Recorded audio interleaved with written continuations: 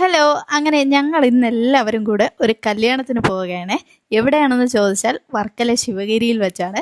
സത്യത്തിൽ ഞാൻ ശിവഗിരിയിൽ ആദ്യമായിട്ടാണ് പോകുന്നത്. വലിയതുറ, പെരുമാതുറ, പുത്തൻതോപ്പ്, അഞ്ചുതെങ്ങ് എന്നീ സ്ഥലങ്ങളിലൂടെയാണ് ഈ യാത്ര. ഇതുവഴി വന്നാലുള്ള ഗുണം എന്തെന്ന് ചോദിച്ചാൽ ബ്ലോക്കിലൊന്നും പെടാതെ നമുക്ക് എത്രയും വേഗം വർക്കലയിലെത്താൻ സാധിക്കും. അതുമാത്രമല്ല, ഒരുപാട് നല്ല കാഴ്ചകൾ കണ്ട് നമുക്ക് യാത്ര ചെയ്യാം.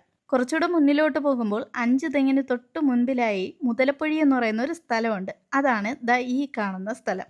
മുതലപ്പൊഴിയെക്കുറിച്ച് മിക്കവർക്കും അറിയാമായിരിക്കും അല്ലേ? കടലും കായലും കൂടി സംഗമിക്കുന്ന ഒരു സ്ഥലമാണ്. അതുമാത്രമല്ല, മത്സ്യബന്ധനത്തിന് പോകുന്ന നിരവധി ബോട്ടുകൾ ഇടയ്ക്കിടെ അപകടത്തിൽപ്പെടാറുള്ള വാർത്തകളൊക്കെ നമ്മൾ ന്യൂസിൽ ഇടയ്ക്ക് കാണുന്നതാണ്.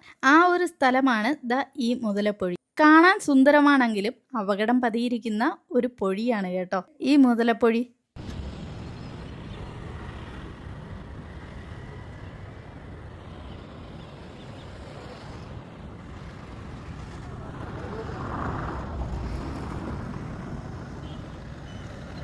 കുറച്ചുകൂടെ മുന്നോട്ട് പോകുമ്പോഴേ ഈ കാണുന്ന കാഴ്ചകൾ കണ്ടോ? ഈ തെങ്ങും തോപ്പ് രണ്ട് സൈഡും ബീച്ചിൻ്റെ ഇരുവശങ്ങളിലായിട്ട്, ഈ റോഡിൻ്റെ ഇരുവശങ്ങളിലായിട്ട് തെങ്ങും തോപ്പിൻ്റെ ഒരു കൂട്ടമാണ് നമുക്ക് കാണാൻ കഴിയുന്നത്. ഇതാണ് ആ ബീച്ചിൻ്റെ മറ്റൊരു ഭംഗി എന്ന് പറയുന്നത്. ഈ കാഴ്ചകളൊക്കെ കാണാൻ വേണ്ടിയിട്ട് തന്നെയാണ് നമ്മൾ ഇതുവഴിയുള്ള യാത്ര തിരഞ്ഞെടുത്തത്. ഈ ബീച്ചിൻ്റെ സൈഡിലുള്ള മിക്ക വീടുകളിലും മീനുകളെല്ലാം ഉണക്കാൻ വേണ്ടി ഇട്ടിരിക്കുന്ന കാഴ്ചകളുണ്ട്. നമുക്ക് ഇവിടെ നിന്ന് ഉണക്കമീൻ മേടിച്ചിട്ട് പോവുകയും ചെയ്യാം. ഇന്ന് ഞായറാഴ്ച ആയതുകൊണ്ടാണ് കേട്ടോ ഫ്രഷ് മീനില്ലാത്തത്. അല്ലെങ്കിൽ ഈ ബീച്ചിൻ്റെ സൈഡിൽ ഇടയ്ക്കിടയ്ക്കൊക്കെ നല്ല ഫ്രഷ് മീൻ വിൽക്കാൻ വെച്ചിരിക്കുമെന്നാണ് പറഞ്ഞത്. ഇതുവഴി യാത്ര ചെയ്തിട്ടുള്ളവർക്ക് അറിയാം കേട്ടോ ഇവിടുത്തെ വൈബൊക്കെ എന്താണെന്ന്. ഈ കാണുന്നത് അഞ്ചുതെങ്ങെന്ന് പറയുന്ന സ്ഥലമാണ്.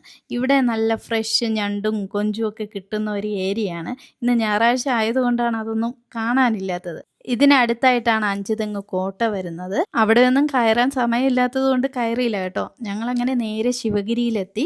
ശിവഗിരിയിൽ വന്ന സമയത്ത് സത്യത്തിൽ ഇവിടെ ഒരു പോസിറ്റീവ് എനർജി തരുന്ന ഒരിടം തന്നെയാണ് കേട്ടോ. അയ്യേ, ഇതുവരെയും ശിവഗിരി കണ്ടിട്ടില്ലേ എന്നായിരിക്കും ചോദ്യം കേട്ടോ. സത്യമാണത്. ഞാൻ ഇതുവരെയും കണ്ടിട്ടില്ല. എൻ്റെ അമ്മയൊക്കെ ഇവിടെ വരാറുണ്ട്. ഡിസംബർ 30 ഇവിടെ തീർത്ഥാടനമൊക്കെ നടക്കുന്ന സമയത്ത് അമ്മയൊക്കെ സ്ഥിരം വരുന്നതാണ്. ഞാൻ ആദ്യമായിട്ടാണ് കേട്ടോ ഈ പേനയൊക്കെ പൂജിച്ച് കൊടുക്കുന്നത് കാണുന്നത്. അപ്പം എന്തായാലും ഒരെണ്ണം അങ്ങനെ വാങ്ങണമെന്ന് തോന്നി അങ്ങനെ വാങ്ങി കേട്ടോ. തീർത്ഥാടനമല്ലാത്ത ദിവസങ്ങളിൽ പോലും ഇവിടെ ഒരുപാട് ഭക്തജനങ്ങൾ വന്നു പോകാറുണ്ട്. ശിവഗിരിയെക്കുറിച്ച് എല്ലാവർക്കും അറിയാമല്ലോ. ശ്രീനാരായണ ഗുരുവിൻ്റെ സമാധി സ്ഥലമാണ്. അതുമാത്രമല്ല, ഗുരുദേവൻ ഉപയോഗിച്ചിരുന്ന കട്ടിൽ, ചാരുകസേര, ചെരുപ്പ്, ഗുരുദേവൻ്റെ പഴയ ചിത്രങ്ങൾ എല്ലാം ഇവിടെ സൂക്ഷിച്ചിട്ടുണ്ട് കേട്ടോ. അങ്ങനെ എനിക്ക് ഇതൊക്കെ ഇന്ന് നേരിട്ട് കാണാനുള്ള ഭാഗ്യമുണ്ടായി. അങ്ങനെ കല്യാണമൊക്കെ കഴിഞ്ഞ് ഇനി നമ്മൾ സദ്യ കഴിക്കാനുള്ള പരിപാടിയാണ് കേട്ടോ.